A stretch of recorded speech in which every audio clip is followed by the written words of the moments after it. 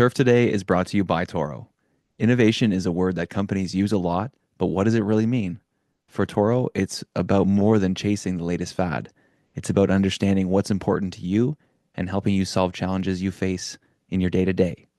So, whether you want battery power that lasts longer or technology that works smarter, you can count on Toro to keep you ahead of the game. Visit Toro.com and see how Toro is always solving and always evolving. Back again with another installment of Ask the Agronomist featuring Ben Pease from the Andersons. Our question today comes in from Cade Ring. What is your preferred spreader method? Wheel to wheel or throw to throw? Oh, this is a good one. I mean, the turf community seems to be rather split. Are you going to apply wheel to wheel or are you going to apply throw to throw? So, a couple things to consider if you are doing the wheel to wheel. So that's you make one pass going one direction, then your pass coming back, you're throwing all the way back to your tracks.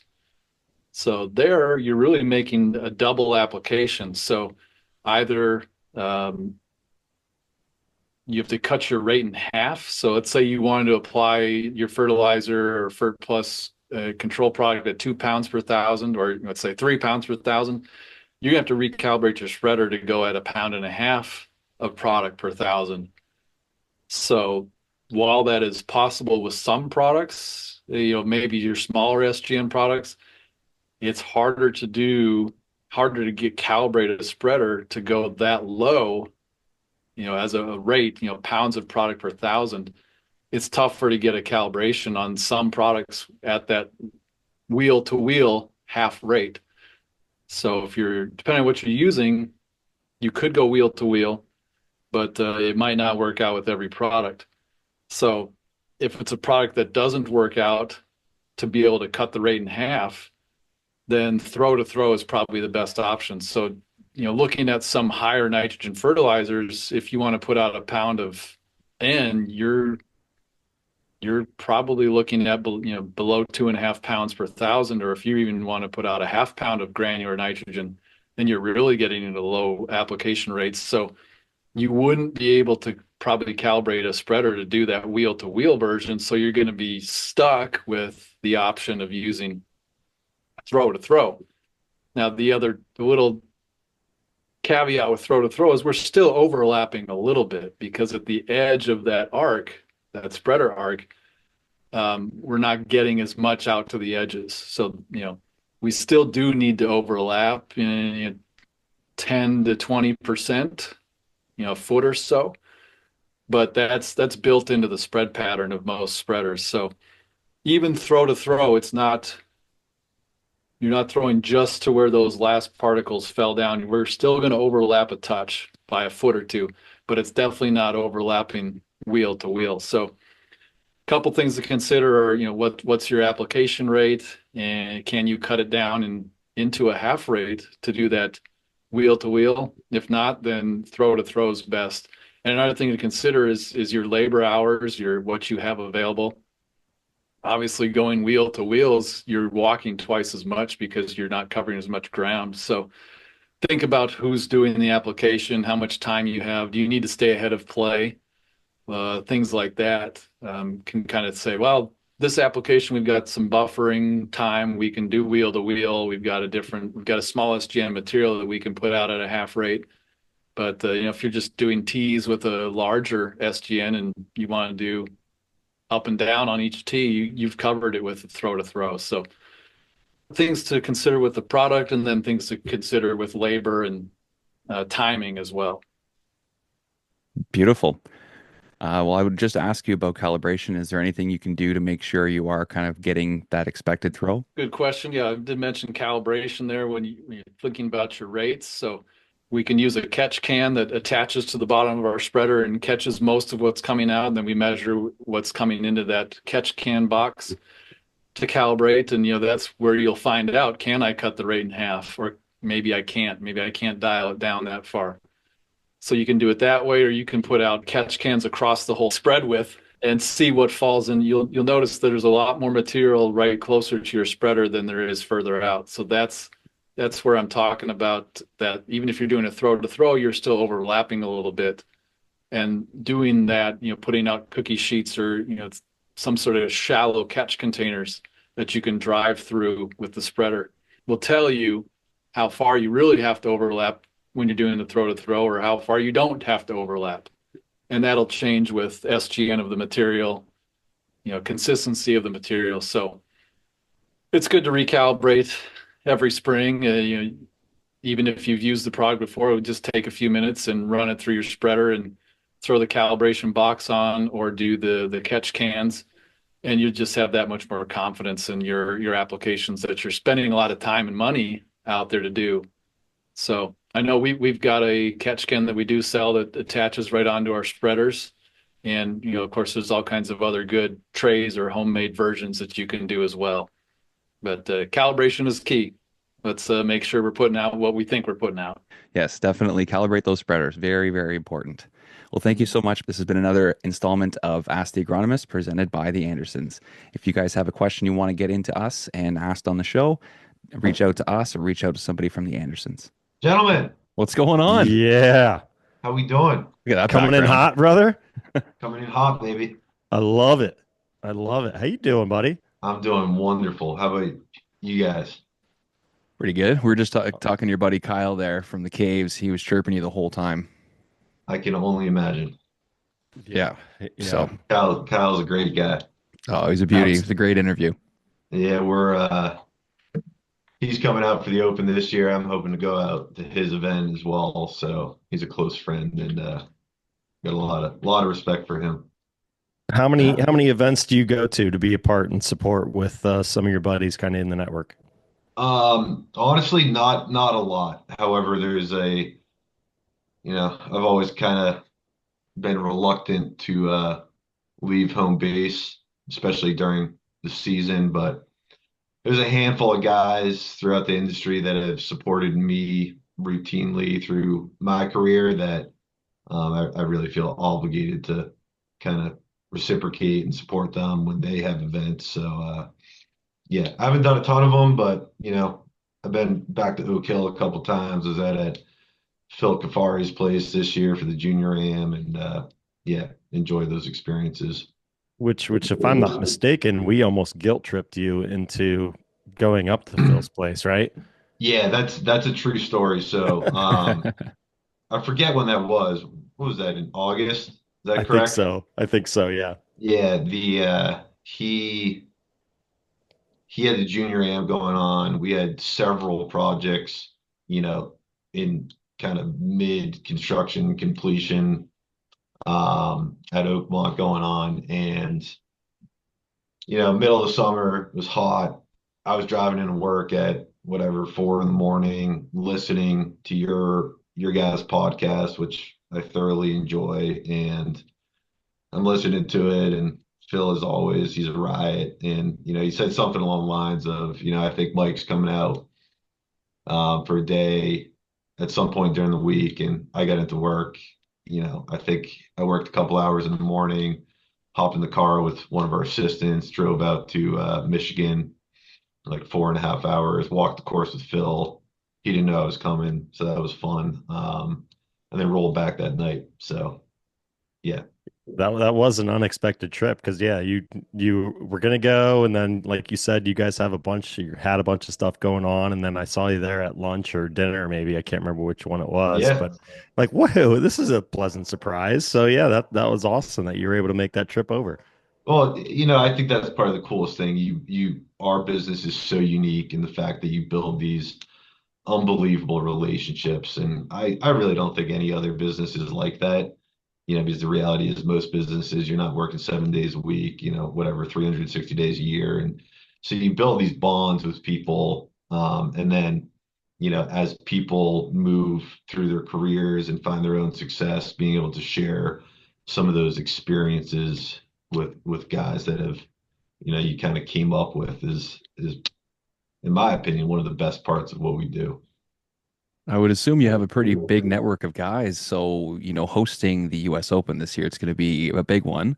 What does that mean for guys that are coming out to support you? Like, do you kind of have to have a bit of a short list, or is it just the more the merrier? Certainly, I'm very fortunate. I have an unbelievable network of guys, and we can get into kind of my career path in a bit, but I was kind of unique that I worked for a few different superintendents who all have massive networks. So I kind of have, you look at like college football, a lot of like assistant coaches that move on to head coaching jobs, like they come from the same tree. Like my tree kind of goes off in like several different directions. And I've really tried through my career to maintain relationships with guys from each kind of section of that network. And, I'm really honored that a lot of those guys from my career, from like, the course I grew up working on when I was 15, have guys coming from that course all the way through my internships. Obviously, a lot of, Oakmont alumni are coming back. So that means the world to me. And having those guys here for the championship um, provides an immense sense of relief, just having that many talented eyes on property, kind of overseeing everything that's going on, guys who know the property. It goes a long way. So, we have a long way to go to get to the first day of championship week in June. But once we get there and we have all that talent on site, you know, we'll be able to control everything we can control. So let's take that step back. Tell us kind of how you found this industry and tell us a little bit about your career path here, your journey. Yeah, absolutely. So, I was born and raised in Sudbury, Massachusetts, about 20 miles west of Boston. And I think, like a lot of guys in the industry, I fell in love with golf at a very young age. I can, I was and still am to this day absolutely obsessed with Tiger Woods. So I have a lot of memories of, watching Tiger win his first major at Augusta in '97, and kind of just fell in love with the game. And um, there was a kind of local 9-hole golf course that they had a really kind of affordable summer membership for juniors, and my parents used to drop me off there in the morning, and I'd kind of play golf all day. And kind of through that experience, I met this guy who is still a close friend to this day. I think at that time I was probably 11 or 12. He was probably 14, 15. His name's Harris Schneer. He works for Tom Irwin now. Met him at this 9-hole course called Twin Springs. It's no longer in business. He worked at this place called Stowe Acres, and I thought he was pretty cool. He told me about his job. I was like, man, I want to do that. So I went into Stowe Acres, met with the head pro there, a guy named Dave Carlson, who's still at Stowe Acres, um, and begged him for a job. And I think I was 12 at the time, maybe 13, something like that. So not sure how labor laws were back then, but I wrote him a letter telling him that I'd work there for free. I think he had that letter hung on his wall for a while, but they offered me a job. I started out washing golf balls, washing carts, picking the range by hand. Fell in love with that. And then I think over a period of a couple of years, I would watch the maintenance team out on the course. I thought that was really cool. At some point, the superintendent, Eric Koskinen, who is now the general manager of Aquatrols, he asked me if I wanted to jump in on the maintenance team. I did, and just fell in love with it. And I think at that point I was 14 or 15. Eric had gone to UMass. He recommended, I knew that I wanted to pursue this as, my career. It's all I ever wanted to do. So I applied to UMass. It was the only school I applied to. I never even visited UMass until my first day in class was the first time I went to the campus. So I applied there and had all intentions of going back to Stowe Acres for my first internship at UMass. I was actually in the Stockbridge School in the associate program for the first 2 years. So a guy in the turf club asked me if I wanted to come out to the international for a member guest and help them cut greens for a weekend while I was at UMass. Go out there, meet this guy named Dick Bader, who I had never heard of in my life. He asked me if I wanted to go intern there. I went back to Eric Koskinen at Stowe Acres, asked him for his thoughts, and he was like, "Yup, go do it. Don't even think about it." And like, there's been a bunch of these like kind of like inflection points through my career that I could have gone one way or the other. And I do think like literally like I love Stowe Acres, and I think there is a different life path that like I could have still been at Stowe Acres, but I had certain people push me to make the right decisions through my career. So Eric sends me to the international. Like, turns out this guy Dick Bader, was the superintendent at Oak Hill and Pine Valley and Marion and on and on and on. And we could do a whole podcast series on stories from that 3 months working for Mr. Bader. I was 19 at the time.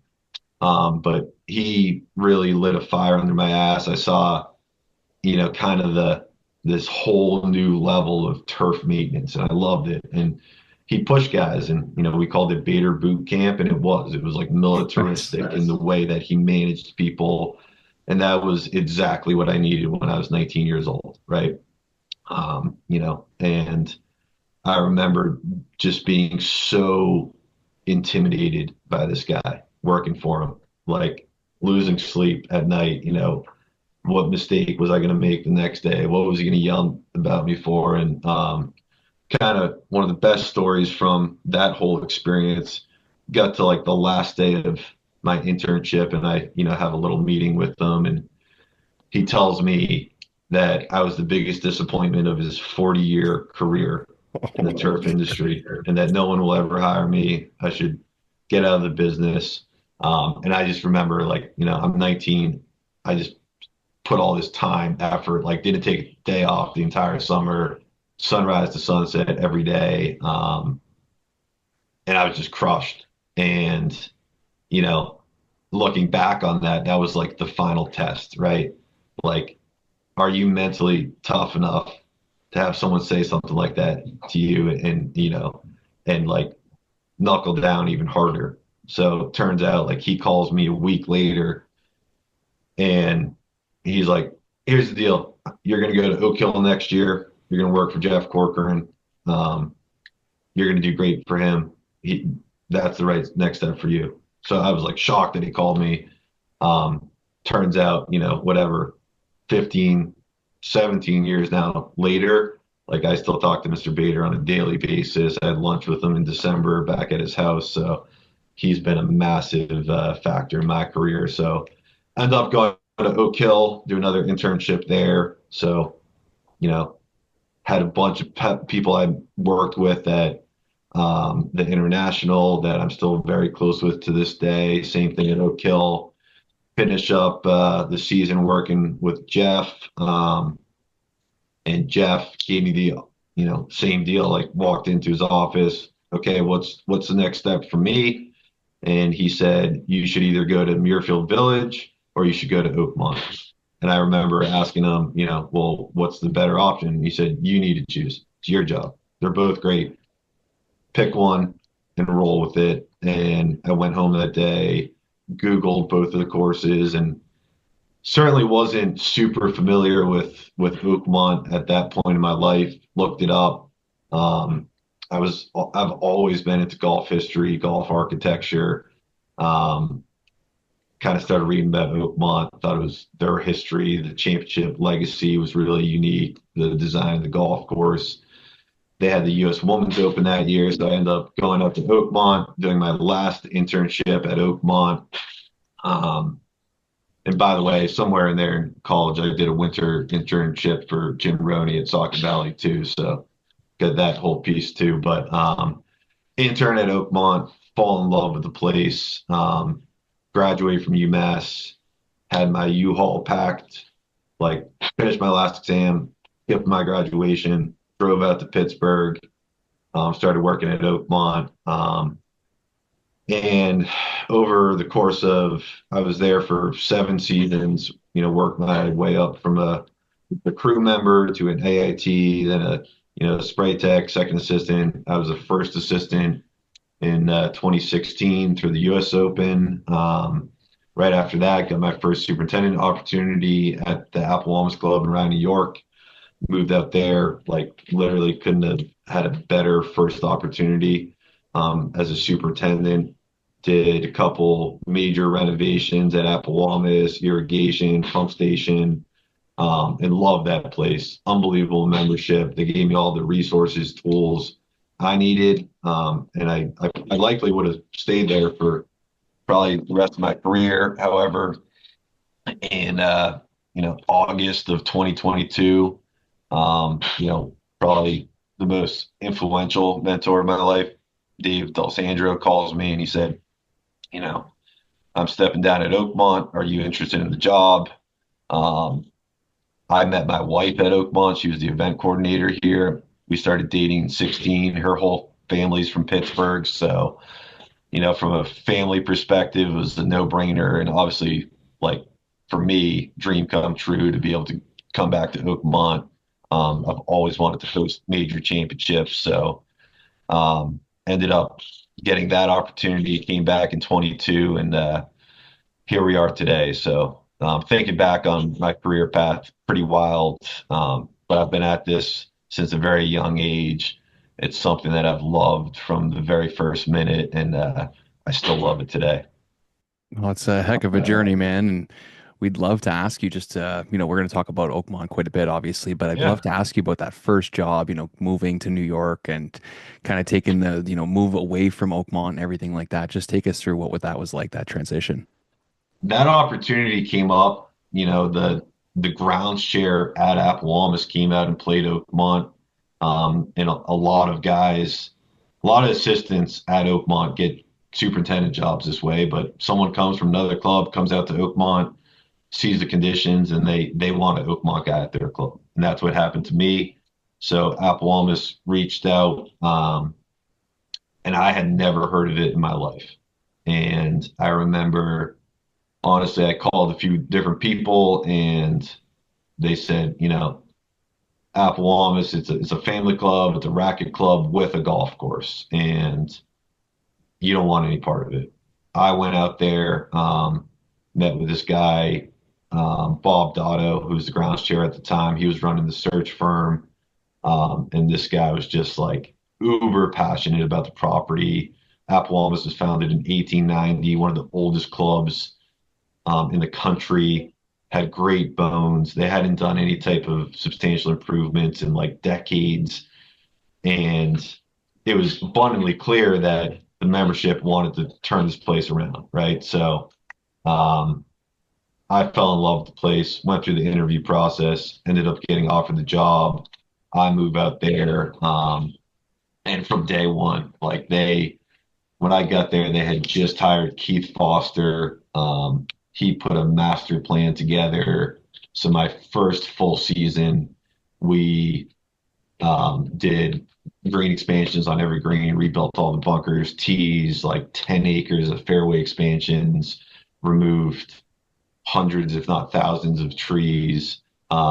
So, when I walked in there, like there was only room for improvement, right? Like the only place to go was up. And again, they gave me all the resources, tools.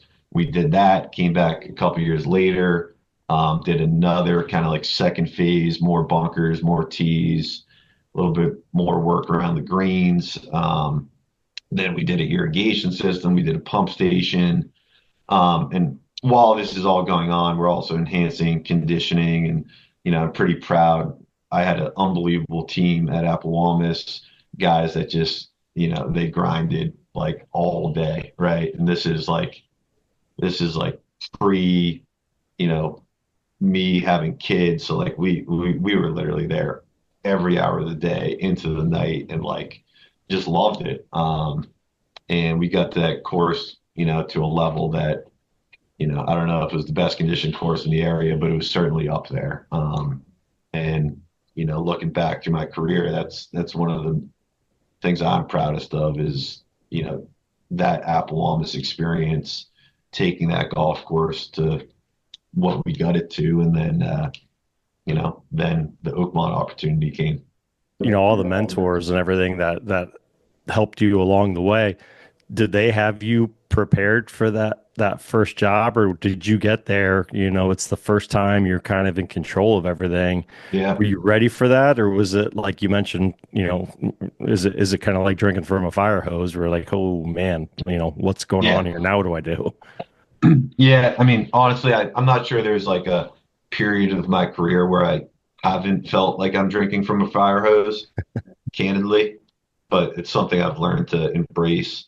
But to answer your question, guys ask all the time, like, how do I know when I'm ready for a superintendent job? And quite simply, like, yes, like you get to a level where you have the confidence that if you can't make the right decision, you know that you have the resources to help you make the right decision.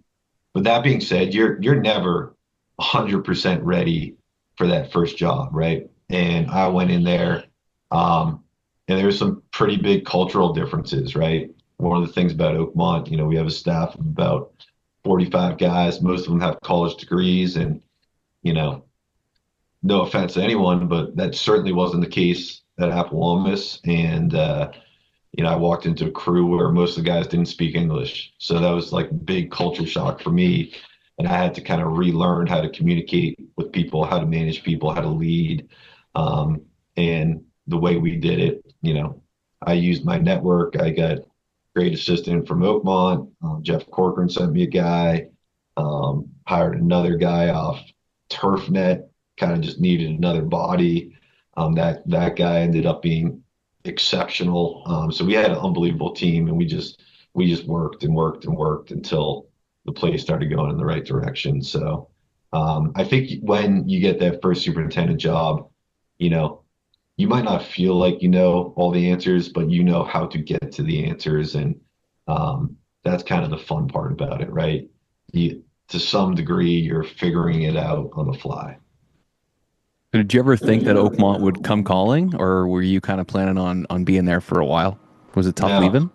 in a million years, I never thought I'd have this opportunity. Dave D'Alessandro, like I said earlier, he's been an enormous influence on my life, and he was someone when I was at Appomattox. I was probably on the phone with him at least once a week, right? Picking his brain. Dave, here's the newest way I've found to kill grass. What should I do? What would you do? Help me out here. And, Dave is, by far like the most technically proficient superintendent I've ever met. Super knowledgeable, unbelievable leader, motivator, you name it. So in my mind, I'm like, Dave's the best of the best. Like, he's never leaving Oakmont. So, I think I always knew like there was probably a list of maybe 5 to 10 courses I would leave Appomattox for. Oakmont was probably at the top of the list. However, I never thought that opportunity would come. Some of the guys, your mentors, Yeah. Bader, Corcoran, Jay-Z, D'Alessandro, Roney. I mean, Yep. like the who's who. What are some of the big lessons that you really have stuck onto from those guys that really have helped you, and are a big part of your leadership style now? Yeah. So that's a great question. And in case any of these guys listen to this, I'll be slightly careful, but every single one of those guys had a completely different style of managing and leading people. However, every single one of them had the same goal and the same standards and expectations. And basically, like, I think it always comes down to in our industry, like, and this started with Bader, like having a sense of urgency that you can never go fast enough. And, while you're going 100% speed, like, you got to have the attention to detail, and you better be producing work that's as close to perfection as you can. So they all pushed me in different ways. And I think, through all those experiences and seeing different types of management styles and agronomic programs, you name it, I slowly crafted my own way of managing and leading, which is, probably very different than any of those guys, but it's a kind of a conglomeration of hopefully some of the more positive things I picked from each person. Just take all the best you can from all those guys, and the fact that you have a list of people you can call and work with is fantastic. Um, Yeah. Take us through kind of joining Oakmont. What was that like going from, like you said, a smaller staff that you kind of had to work with every day to showing up with this large group of professionals? Yeah, so a couple things, so kind of the polar opposite from Appomattox. Like Appomattox, the only place you could go was up, right? I come into Oakmont and, it's already, you know, I'm saying this as humbly as I can, one of, if not the best conditioned golf courses in the world, right? So, you know, in my mind, taking over this role, it's like, okay, how can I, A, continue that, and B, find ways to build upon it? So that was the first challenge. The second thing was walking into Oakmont, the team that existed here, and more, even more so, the culture that exists at Oakmont is unlike anything I've ever seen. So like that was the other thing in my mind. Like, okay, like how do we maintain and build upon conditioning on the golf course, and then how do we do the same thing from a team culture standpoint? And that was honestly like I knew I could do the job from an agronomics perspective. The culture thing, you know, was something that I was probably more cognizant of not messing that up because at Oakmont, like the expectations we have on a daily basis, you need to have an exceptional team. You have to have people that are bought in to the program and the culture. And if you don't, it just simply does not work. So, came in here, Dave hung around for a while, helped me through my first year. We did a massive restoration project in 2023 with Gil Hance. Dave was around for that. Um, the assistant team, Mac Clausen, Devin Rice, Grant Cushman, when I came back, like just off the charts good. And I think like the team, the culture that existed, just I found like it maintains itself. Like the guys that have been here, they know the standard. When new guys come in, they push that standard off to the new guys, and you either buy into it or you don't. We really haven't had that experience, candidly, but it's all about culture here.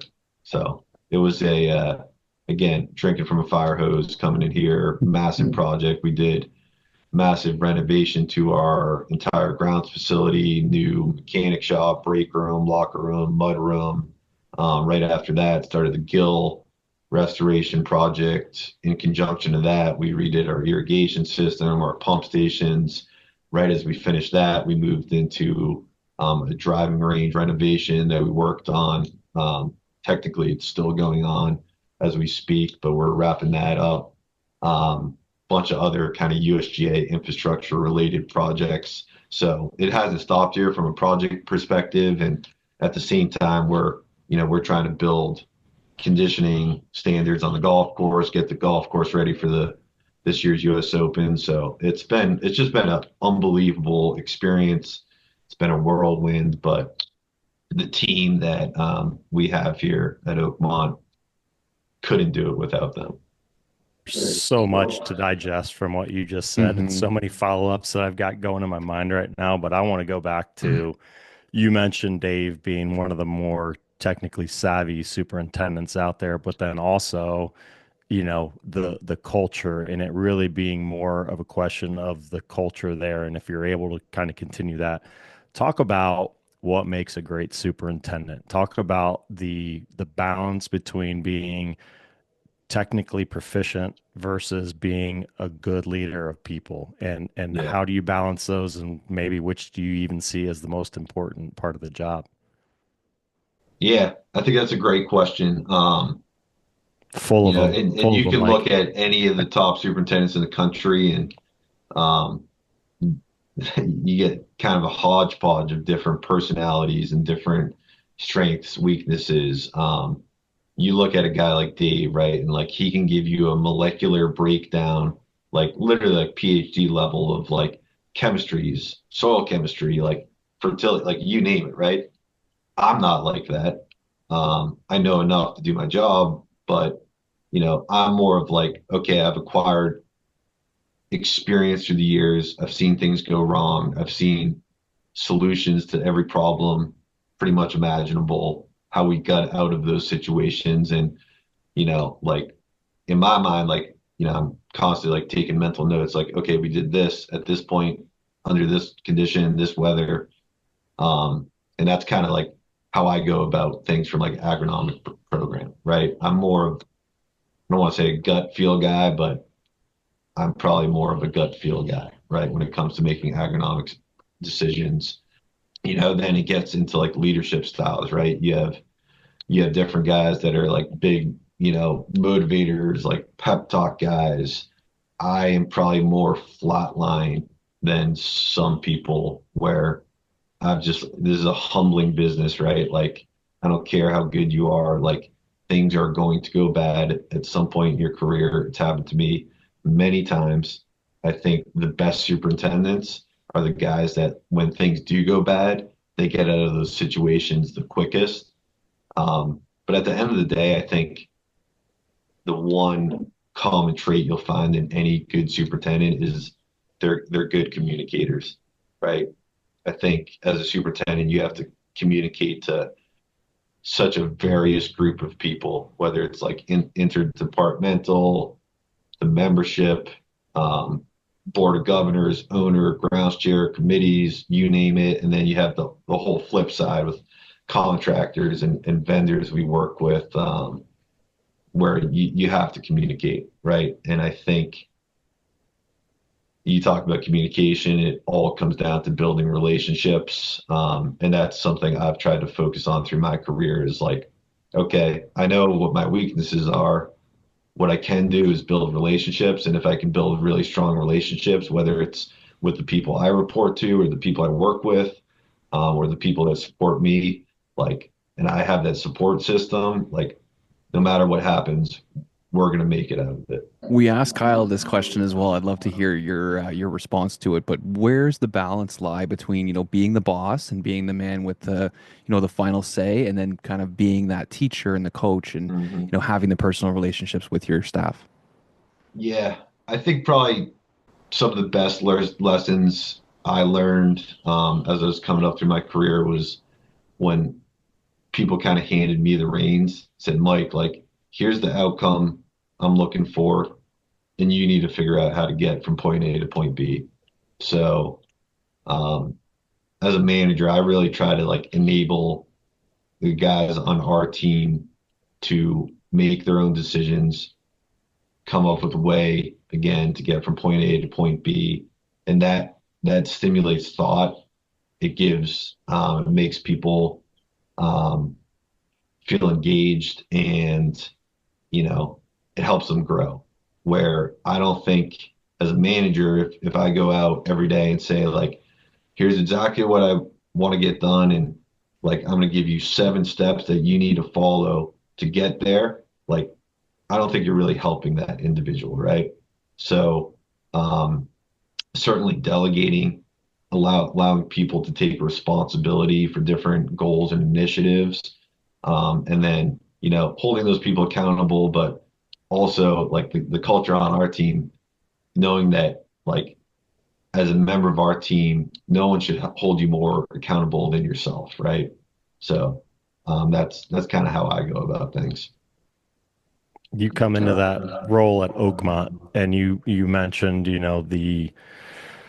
the standard there, the Hmm. the um, culture there, and all that. It's obviously a very high pressure role to begin with. The Yep. expectations set forth by the membership.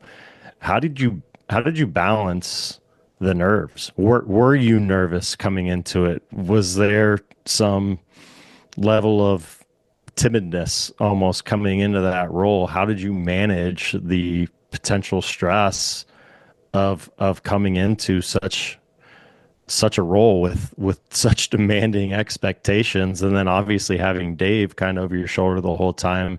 How did you kind of mentally get through the stress of being the guy at Oakmont? Was it stressful? Yes. Have I acquired the skills through my career to deal with stress in a positive manner? Yes. And like I'll go back again to like working for Dick Bader as a 19-year-old. and feeling like I was under the gun every single minute of every single day. Like at the time, I didn't realize it, but like all that was doing was building mental toughness and my ability to handle stress. Where you go through experiences like that for enough years, like when stressful situations arise, you're able to just take a deep breath, like stay calm, cool, and collected, and you're able to identify the problem and find a solution, right? So, did I feel pressure coming back here? Yes. I wouldn't say I felt super stressed. I knew I had support in Dave. I knew I had support in the team here, and furthermore, um, I think the Oakmont membership is really unlike anything on earth. And obviously, I'm biased, but you look at the Oakmont history, right? Founded in 1903, Oakmont's hosted more championships than any other course in the country. And our membership embrace that, and I think they embrace it unlike any other membership anywhere, right? Where you hear stories of all the time, like clubs that host majors and their membership, they don't want to lose the golf course for a big period of any given year.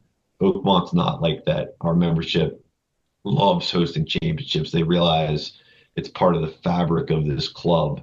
And furthermore, they just take such pride in not only how the golf course is presented, but even more so the playability of the golf course, where everything we do here comes down to firm, fast conditions. And I know that's cliche in our industry, but we kind of try to take it to a different level where, I remember 15 years ago when I started, like, 13 was fast. Right now, like the expectation on a daily basis is 14 plus. When we have member events here, we get them rolling as fast as we can, and it's not uncommon that we'll go out and cut greens 8 times and roll them 8 times and top dress between those. And Holy we'll shit. get them, well over 16 on a stimp for member events. And they love it, right? They love going out and four putting greens and watching their guests who are three handicaps come out and can't break 100. And it's just such a special place. And this membership, the pride that they take in the club and the support that they give our team, I just don't think there's anything like it. And I have to like kind of pinch myself and realize that like we are like well into 2025 now, and the US Open is indeed, I think we're at like 108 days, something like that now. But the reality is we're in a great spot. The cool thing about championships at Oakmont is we really don't change much from like a green approach fairway tee standpoint. There's this kind of myth that people say Oakmont slows down greens for the U.S. Open, and in reality, like yes, there are certainly occasions where we get our greens faster than we would ever be allowed to present them for a US Open for our membership. However, like, our target speeds for US Open are really what we're targeting day in and day out. So from a, playing surface standpoint, none of that really changes. The rough, that's really the biggest change. We'll be maintaining some pretty deep, dense rough out here. So we're certainly putting work into that, certainly ramping up like every imaginable detail we possibly can going into the US Open. But right now, USGA actually started their build out process this past Monday. So we got semi after semi rolling in, coordinating all that. USGA is a great partner. They've been unbelievable to work with. And then on our end, just all the really kind of logistics, right? We expect to bring in about 50 volunteers for advanced week and about probably a total of about 180 volunteers, including some of our partners and sponsors for championship week. So it's a really cool thing. A lot of Oakmont alumni coming back, guys within network that I've been a part of, and then guys coming from all around the globe, Australia, New Zealand, Japan, all over Europe and beyond. So making sure that those guys who sacrifice their time during a really busy part of the year, that they come in here and have a unparalleled experience. That's kind of what we're focusing on at this point. And then It's probably been the one of the more challenging winters we've had in Pittsburgh in years. Last couple of winters, we were out working all winter, like didn't have frozen ground conditions, no snow. This year, it's been kind of the polar opposite, very cold, quite a bit of snow. We're snow covered as we speak. So at this point, we're looking forward to getting back out onto the golf course, really start dialing in the details and getting this thing ready to go. So yeah, only a couple months. That's exciting. And then the snow must only melt. Typically, like again, it's been unseasonably cold here, and we've got a lot of snow this year, so it's pretty rare that we have any snow whatsoever going into March. There you go. Looking at the 2-week weather forecast, I think all this snow is going to melt next week, so we should be aligned. The funny thing at Oakmont, I think this will be like my 10th season on property in some capacity. Is by the time you get to kind of that late April time frame, like the course is always in the same position. Doesn't matter if you have a cold winter or warm winter, kind of always get from point A to point B. Our biggest thing right now is, getting through this winter. We have 100% POA annual greens, so winter injuries are always a massive concern here. Probably lose more sleep over that, losing grass in the wintertime than we do in season. So we're getting pretty close. We've had, we feel positive at this point, but getting through the next 2 weeks, making sure the greens come out of winter in a positive way. That's kind of the biggest thing on our mind. You must have those things pretty packed in tight. Yeah, we do. We use permeable covers on all our greens. We don't necessarily just go out and put them out every winter. We put covers out when environmental conditions necessitate it, right? So we put our covers out this year, I think the day before New Year's. They've been on ever since because we've had kind of sustained temps in the teens, even single digits. We've had snow cover. So we do that. We also, I don't know if you've heard, but there's not many trees at Oakmont left. So it kind of sits up on this big ridge. So we get pretty profound wind out here in the winter months as well. So we have wind breaks on all of our greens as well. We use this really construction fence to try to break that wind a little bit before it hits the putting surfaces directly. So over the next few weeks, we'll monitor that, pull those covers off at the right time for the turf, and be ready to roll. Do you guys have those chainsaws, Thunder and Lightning? Do you have them encased somewhere in the maintenance facility? Did Mark get that set up?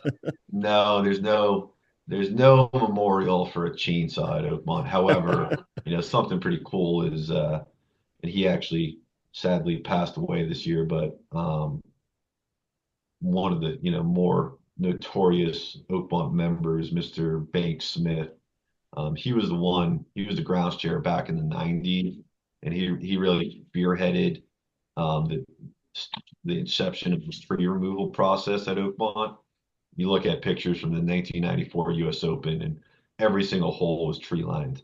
When the Phones family founded the club back in 1903, there were no trees out here. So Mr. Smith, he recognized how the trees were impacting not only how the course played, but also, how they were taking away from the original Phones vision. He started cutting them down, and I've heard all sorts of numbers from, ranging from 5,000 to 20,000 trees that have been removed over the last, call it 35 years at Oakmont, but it's certainly been a lot. And I think he's really the one who probably initiated like the restoration of the golf course back to the Phones vision. So there is a memorial to him that they did that was carved out of a piece of a oak tree from Oakmont that was removed. So pretty cool. Yeah, that is cool. Rightfully so. That's awesome. Talk about the balance. You mentioned you've got potentially upwards of 180 volunteers coming in Yep. during tournament week, 50 for advance week.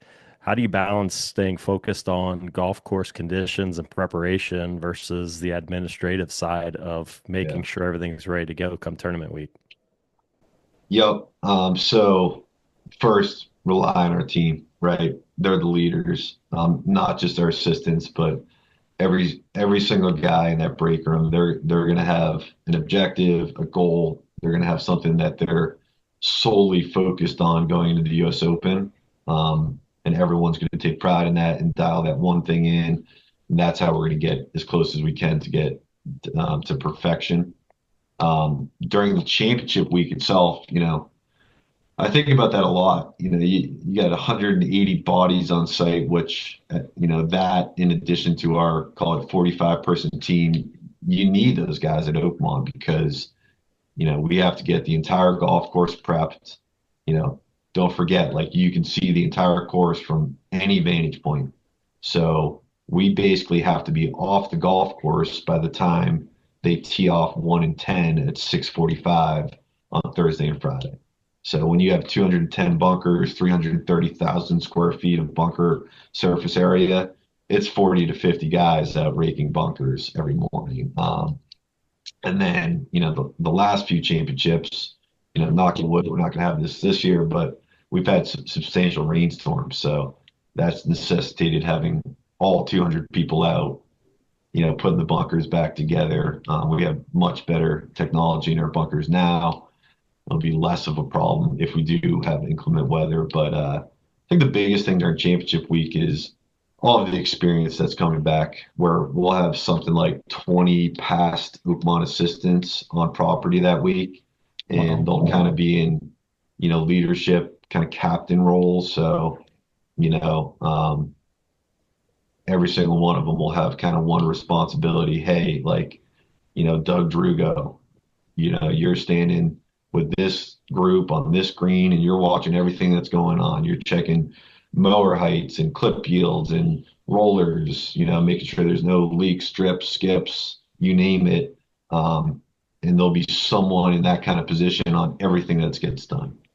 So like when those guys roll in, it gives you a little bit of a sense of relief, and you have just that many more eyes on the property, and it will definitely feel good. Takes a village, right? So you're going to need all the help you can get. And Yeah. I think you'd have to be a little bit of a psycho to say like, well, there's no stress. Like there's going to be stress. There's going to be things that are tough. But I'd love to ask you about what are you most looking forward to for the championship?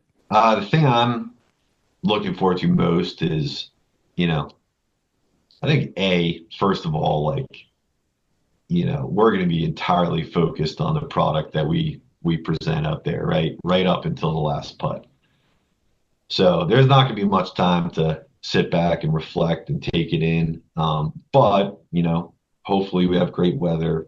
Hopefully, the championship is representative of the club's and the members' expectations. And then, once that last putt drops, I'm looking forward to, sharing the entire week, but mostly the completion of a successful event that can go down in club history with, my family, my friends within the network. I really don't have any friends outside of this network, so You're pretty too much busy. everyone's going to be here, and I think that's going to be the most special part. And just like every single guy on our team, this is such a integral part of their career, and just making sure that the guys on our team, they get to enjoy this experience. It's my job to be stressed and handle the stress. It's their job to take everything in and enjoy every minute of it.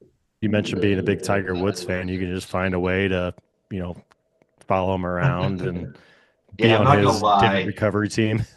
Yeah, we get plenty of athletes and tour players and celebrities that come through here, and you always try to keep those people alone and don't bother them, get in their way. I would tell you, if I have the opportunity to shake Tiger Woods' hand, I will certainly take it, because I probably would not be doing what I'm doing now if it wasn't for him. That's awesome. That's awesome. I see the big glass case behind you, and Yeah. obviously such a historic place. You've got to Yep. have some really cool memorabilia and items in your office. What's your favorite piece of memorabilia that's hanging in Yeah. your office? So this is here. I'll pull a couple out. Nice. Um, so first of all, kind of cool backstory. I think this happened back in the '90s, well before my time, but Were like you all even the born in the 90s yet, Mike? 1988. Okay. I'm a There you child of the go. '80s. So this, like all the wood in this office came off oak trees on the golf course, so that's cool. But even cooler, this trophy case, allegedly, what I've been told at one point was in Arnold Palmer's office back in the day Oh, at wow. Latrobe Country Club. So I'm a big kind of golf knick-knack guy. I collect a lot of golf books, but kind of two things, and they kind of relate back to my first, you know, really big mentor, Dick Bader. But that summer I worked for him, my mom took my shoe from that summer and had it bronzed. Wow, So look it at was like that. the medal that I wore back in that summer. I think most people do that for like baby shoes and military boots and stuff like that. But that summer was very memorable in many ways. And then, I let's just say when I was 19 years old, I didn't have the same levels of like personal hygiene and doing laundry every day that I may have now. So um, Mr. Bader used to like to kind of pick on me on that and tell me I I've heard smell about every your day. nickname. Yeah, yeah, he did call me stinky. I will admit that back then. So I think several years later, after I worked for him, he came to visit Oakmont. He walked in and gave me this bar of soap that's like it's Coast deodorant soap. I think it's from like 1972, and he signed his name on it and literally threw this bar of soap at me when he walked in the office. So um, Oh, that's I have a lot awesome. of cool things in here. One of the old Pennzoil Arnold Palmer toy tractors and um, a stuffed Oakmont squirrel. But yeah, kind of like to kind of look at this sometimes. Helps you reflect on all the stuff you've been through your career. Bar of soap signed by Dick Bader. That is Yeah. that is absolutely priceless. I love it. Yep. How Yep. much would that go for in an open He is market? one of a kind. And again, like, if it wasn't for him, probably not sitting where I'm sitting today. Yeah, and we had that conversation with Kyle earlier, and then even when Brian and I were talking, there's so many people that have helped us along our ways, and we don't know if we'd still be in this career or doing this if it wasn't for the men and women that kind of came before us. And in the same Yeah. time, it's up to people like yourself to turn around and pass that on to the people coming up behind you. And I'd love to hear about what you think about, yourself and being a mentor and really trying to help kids come into a place like Oakmont and move on because that's how we're going to help grow the industry. That is the best part of our jobs as superintendents, right? Seeing guys come in to our programs, move on, and find their own success within the industry. And Oakmont has a long legacy of that. I think a couple of years ago, so when we did our break room, we thought of this idea of, how they have like honor boards hung in locker rooms with past club champions and things like that. We made a board. We called it like Legends of Oakmont. We listed out all the assistants that have moved on from Oakmont into their own head superintendent jobs, and that hangs in our break room right alongside we do various incentive programs each year. So we have an intern of the year, an agronomist of the year, a teammate of the year, and then we have a big brother, little brother program where our agronomists mentor our interns, and they kind of get paired up with those guys. And all of those initiative programs, they have a curriculum that they work through, assignments, everything from, putting together mock grounds committee reports to actually presenting to a mock board that we pull in Oakmont members, and these guys are presenting to those guys, and then, they vote on who did the best job, and then the big brother, little brother, like who did the best job of mentoring an intern. So really cool things. And we bring in guest speakers and we try to build a really an educational experience off the golf course for our guys. So as a mentor, it's the best part of the job, seeing guys go on to their own success.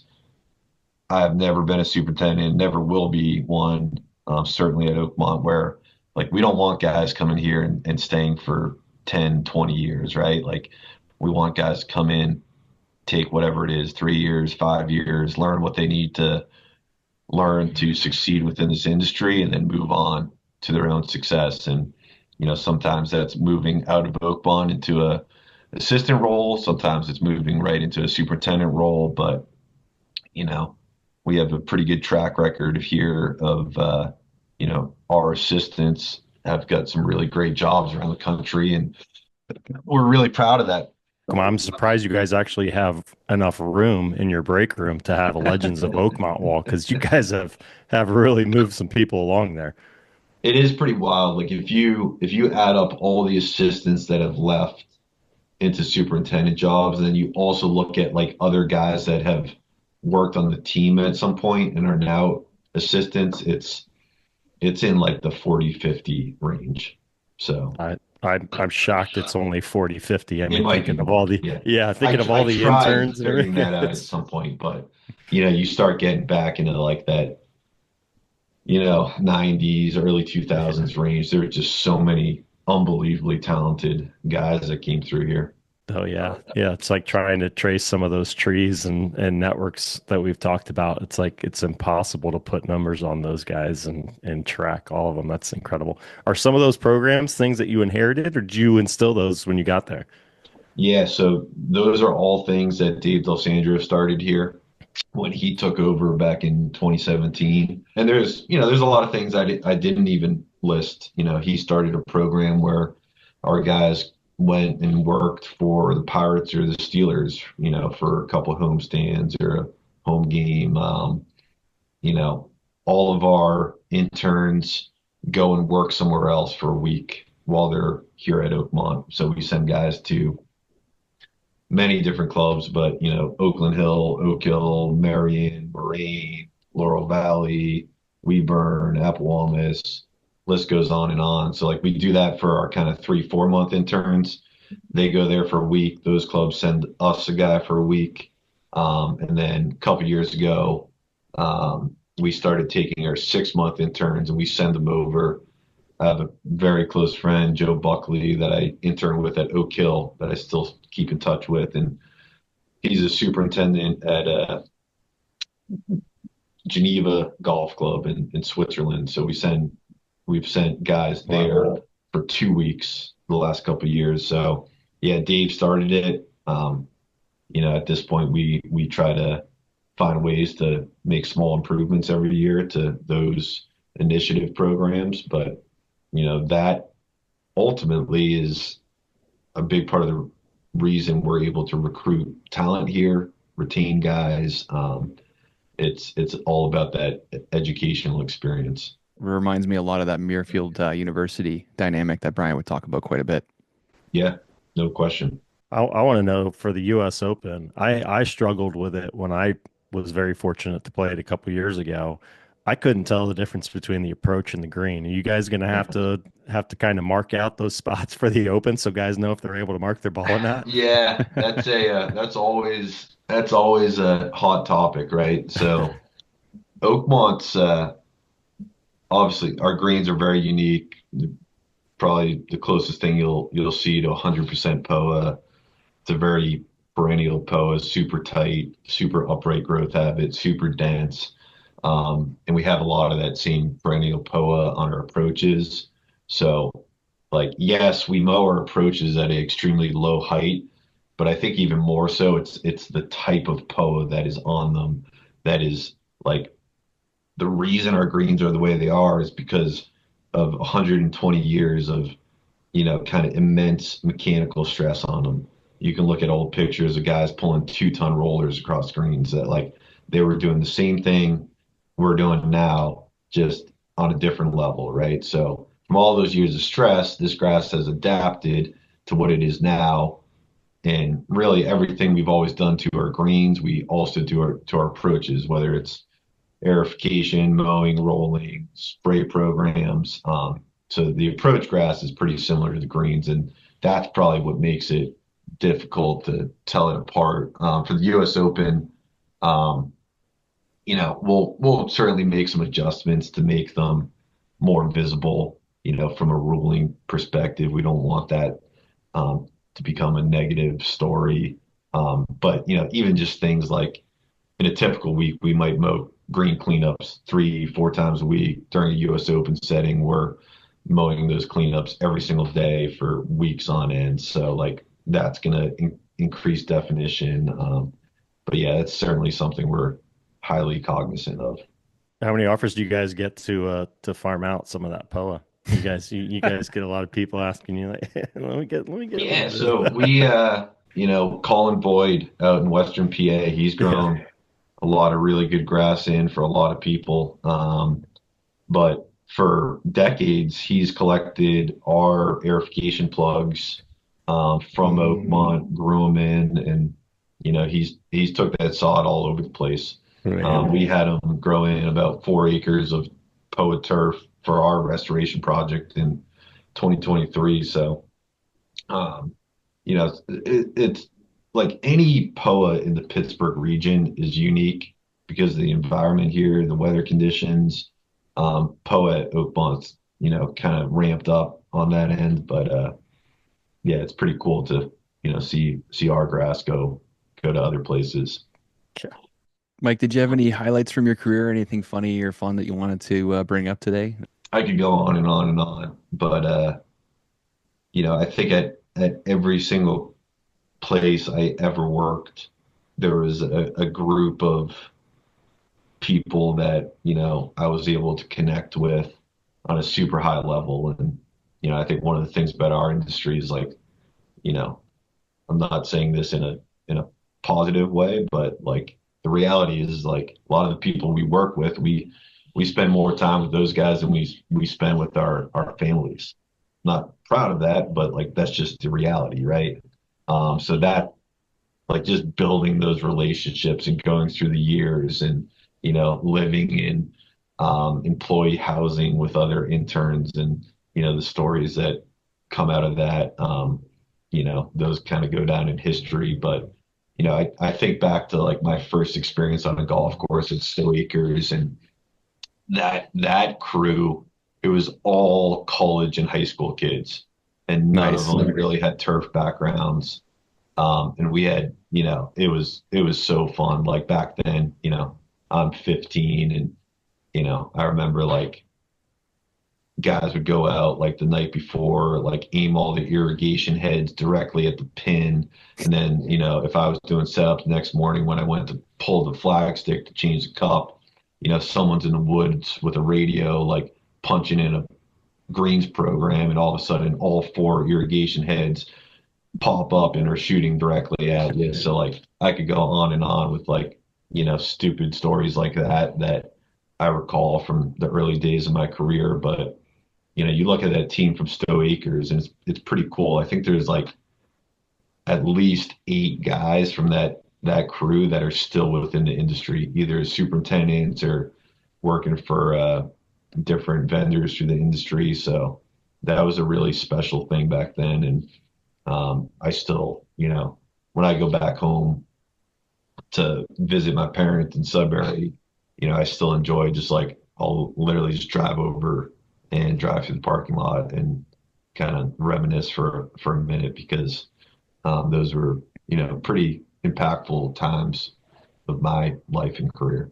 This has been fantastic, Mike. We appreciate you jumping on and spending some time with us, especially with this busy season that you've got. But yeah, man, we can't wait to watch the Open. Can't wait to be a part of it in some way, shape, or form, and get you back on either before, during, or after again, and talk about the experience. So, again, thank you so much for taking the time to jump on here with us. Yeah, appreciate it, guys. I really enjoyed it. I think what you guys are doing for the industry is a great thing, and just kind of building awareness for as it relates to what we do as golf course superintendents or anyone in the industry. And I honestly really enjoy listening to these. So Enjoyed doing it. Thanks for having me. Oh, thanks for coming on, Mike. You did a great job, man. People are gonna love this one. Great. Thank you. Look forward to catching up with you guys in a couple months. Yep. And then we'll Yeah. we'll get into the nitty gritty stuff at the bar sometime. We'll do our Turf Tales episode there. We can get into the Yeah. real stories. So, Yeah. Love it. Love it. all right, buddy. Sounds good. Look forward to seeing you soon. All right. Thanks, All right. guys. All All right, right. take care, Take Sounds man. care, Have good. a good everyone. weekend. Yep. See ya. Unbelievable. Yeah. Another one of Good those one. guys you could just put a quarter in them and just way you go, bud. Just Yeah. like, oh, He's awesome. I mean that was hilarious. You know, to have him. We showed up to that party on Sunday when we were out in San Diego, and like mhm. one of the first guys that comes up, it's Mike. He's like, "When am I coming on? I want to come on. Let's do this." Dude, you're on our list. Trust me. I Oh was just yeah. thinking we'd give you some time, wait till we get closer to the open. No, I'm ready. Let's do this, man. That's Great. so cool. And I love hearing about programs like that. Like that's obviously a property I've never been to, just seen it on TV, but to hear about the culture and the history and how like elevated everything is there, you know, all the programs they have built and stuff. Like if you are really serious about this and you want to go and have a solid internship, that's a great option for you.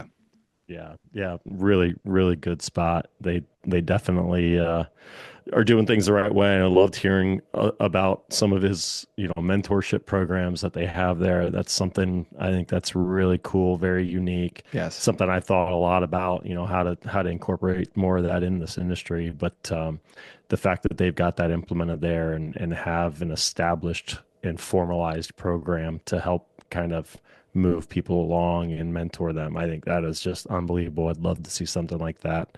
Um, Spread out around the country and more facilities doing something like that. And again, more of a formalized. I know a lot of places obviously already kind of do that in a less structured setting, but I think that's just absolutely awesome. hmm Yeah, it sounds phenomenal. And it's excited for the tournament, stressed out for the tournament, but I think when we do talk to him, whether it's during or after, you know, he's going to be in a bit of a different headspace and be able to be a little bit more open about stuff. So it should be exciting. Yeah, yeah, it's going to be cool. It's right around the corner. It's funny how Yeah, you play June. such an amazing tournament, just like Augusta, although Augusta's a Yeah, little bit more south, but it's kind of the beginning of the year and things are still getting going and growing and everything. So it's you know, it's kind of a tight window for them to get it all ready to go. But I mean, 45 people plus 100 volunteers. And when he brings in some of these volunteers, you're bringing in some of the best, right? It's not yeah, just picking people off the list. Like they're bringing in solid assistants and superintendents and people he's worked with. So yeah, that team is going to be dialed in yeah. come tournament time. Yeah, it's going to be a fun week, and you know we've talked about it on this show several times. I think that's most superintendents that are hosting championships like that. That's usually their favorite part is just having all these guys come back and hmm the camaraderie there. But yeah, I mean that place is going to be dialed in. They're going to have, like you said, some of the best. The you know eyes on every single aspect of prepping that golf course for the U.S. Open. It's going to be fun, you know, and it's a lot of work too, though. You know, that's why I always ask that question. What's it like from an administrative standpoint, getting that? It's a lot of people to try and coordinate travel schedules with and order, you know, whatever items you're getting them, getting the meals all coordinated, getting tents built, getting, you know, all these things ready to give this unique experience to all these volunteers that are coming in. I mean, it's a lot to think about. Well, oh, by the way, you've also got this golf course that you've got to make sure is ready to Yeah. roll. You know, you're thinking about a lot of stuff. So, you know, he needs all 45 of those guys on his team to make sure every last detail and you know, all the coordination efforts are dialed in and in place come June when it's go time. Yeah.